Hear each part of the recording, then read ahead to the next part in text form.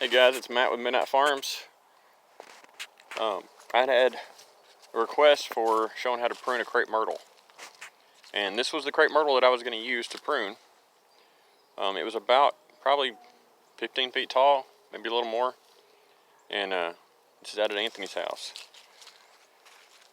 And he had forgotten that I had asked him to wait to let me prune it so I could, use it for the video. So his version of pruning is a little rough. Basically massacred this bad boy, but there's still little spots of new growth coming out on it, so it should come back just fine next year. I'm hoping so. But anyway, so since I can't do that, since I can't show you how to prune it now, I decided that I would do a rooting video, because after I had pruned it and made the video, I was going to take cuttings from it, because I knew this thing would just be a bounty of cuttings. It was just a really great, healthy tree. So luckily he left everything out here, didn't get rid of it all. So I took several good live cuttings from it yesterday. With the rain that we've gotten, even the branches that were on the ground were still really healthy, still really green. So the plant clearly has not gone into, or the tree has not become dormant yet. So this is basically the garbage pile of stuff where I cut new growth off, this year's growth, and took them inside it was really rainy yesterday, so I took them inside and did the cuttings inside. Somebody's having an issue over there. It ended up making 100, probably 110, 115 cuttings out of it. So, even if I get as low as 30% of those to take, then I'm a happy camper. That's a whole lot of crepe myrtles.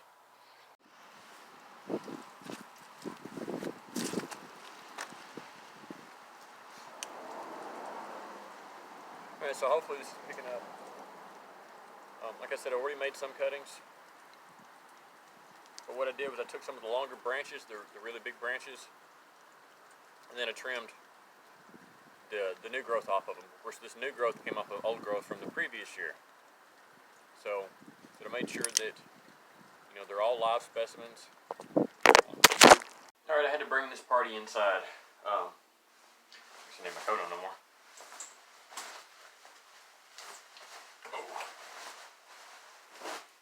Alright, so we're actually in the sunroom at my brother's house. The light in the ceiling shot. It went off. It'll come on and off, on and off. I don't know, there's something wrong with the wiring in it. It's easier to hear my voice in here, so I can do it in here. And plus you can see, all the plants behind me, rose bushes, aloe vera, all kinds of stuff. I'm going to show you this real fast though. This was something that my niece got yesterday. It's just a succulent. This is Cosmic Cactus is the brand, but you can see it's blue. Granted, that's not real blue. It's a non-toxic coating, some sort of paint that was sprayed on it. But I thought it was pretty neat. So.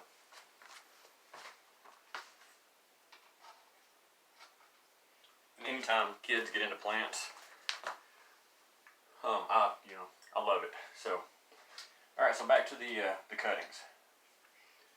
So these are the crepe myrtle cuttings that I've already taken from branches that Anthony had chopped off outside.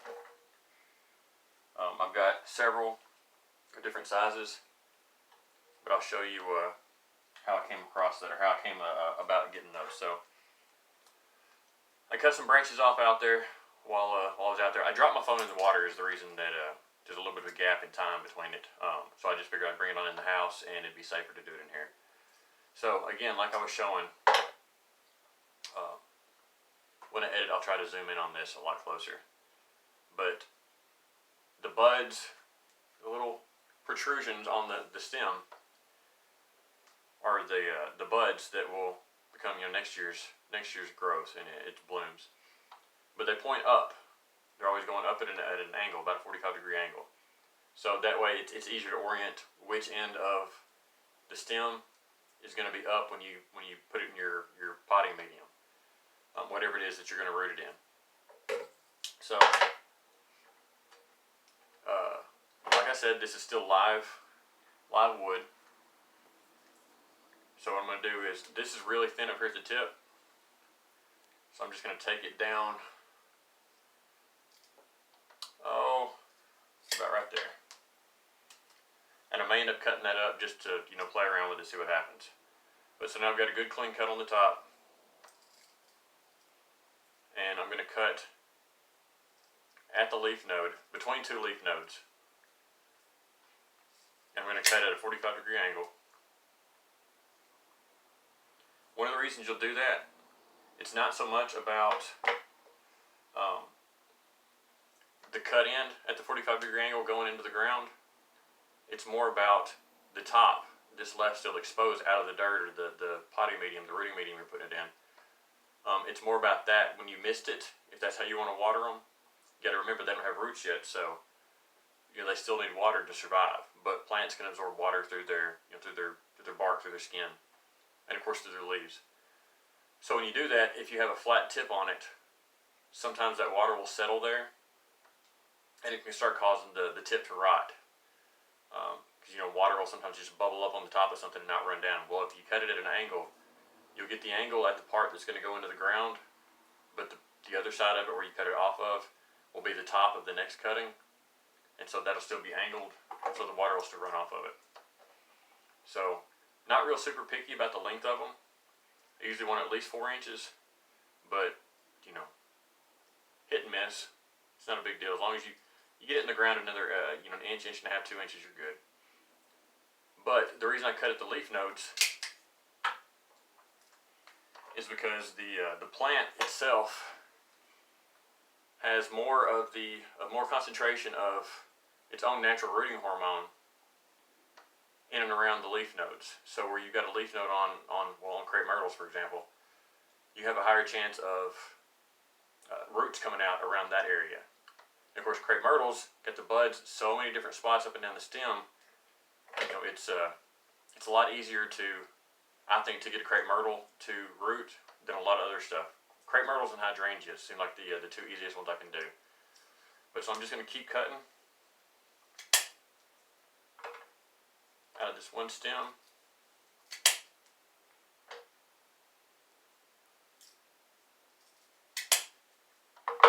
And so when I got down to the bottom, I've got a pretty thick one here. But again, that's not that big of a deal. Just stick it in your dirt, your rooting medium, whatever you're going to use. You can use rooting hormone on these. I've actually found that when I use rooting hormones on crepe myrtles, I don't know that I've ever gotten one to root. If I soak them in water, and then stick them in the dirt or whatever, sometimes I'll just leave them in the water till they root. You got to make sure you keep changing the water out. Don't just leave it in that water; it'll get stagnant. It needs oxygen in the water, so you can take it and swish it around, or maybe stir it around with the actual cuttings that are in it. Plants need oxygen just like they need carbon dioxide. But anyway, so that's a little bit of a thicker one that may or may not root. I have more luck rooting the ones that are about half as thick. Now I know that's really, really small from that kind of a distance. I get a little bit closer.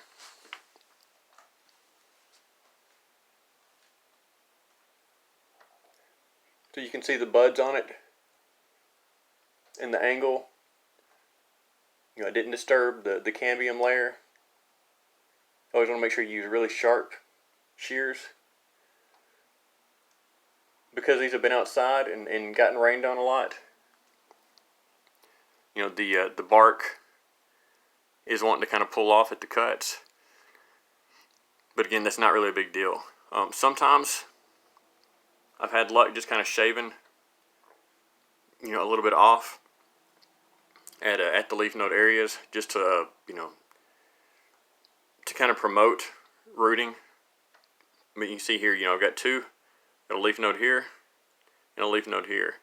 So I've got 2 spots there that are pretty ideal for roots to come out of.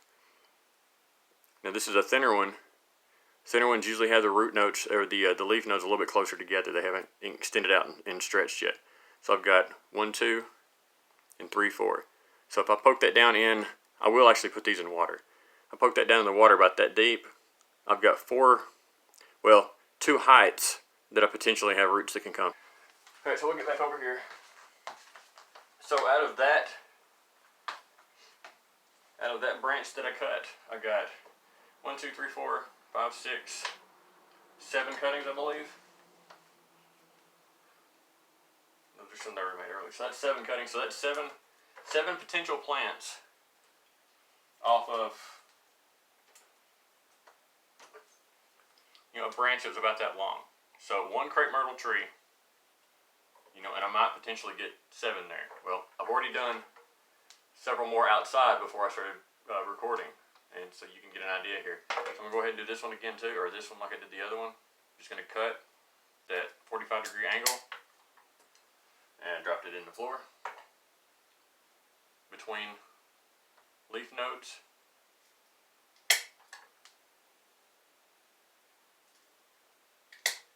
Again, they don't have to all be the same size. It does make it easier though. I'm going to trim that little twig off, a little side shoot. That one as well. This one is really thin, so I really should have probably started at the top and came down, but it's not going to be that big of a deal. I'll just go ahead and cut right at the bottom of another leaf node, and I'll use that as my last cutting for it. Some of these scrap pieces, these really thin pieces, I may still end up using for cuttings. Get an idea of, if how well these might end up rooting. We've had a couple of days that have been really cold, some freezing temperatures here, so I'm worried that the crepe myrtle that he pruned, and I gotta give him crap about it. I've been giving him crap about it since he told me he did it. But I'm pretty sure it wasn't dormant yet. It had dropped its leaves, but it's I'm still seeing growth coming out of it, even from the spots where he cut. So it's 99% sure it's not dormant yet. So I'm really hoping again, like he didn't kill it.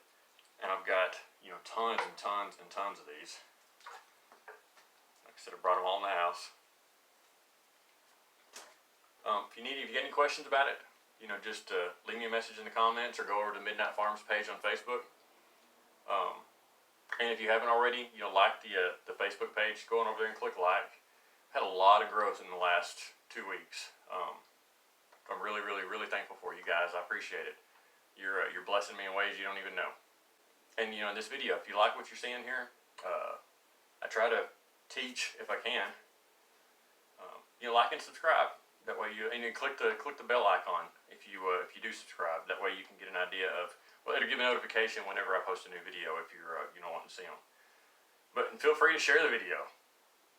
The more you share it, the more exposure Midnight Farms gets, and the more exposure Midnight Farms gets, the more plants I can have to let all you guys get in on. So again, thanks for watching. Matt from Midnight Farms, and we'll see you in the next video.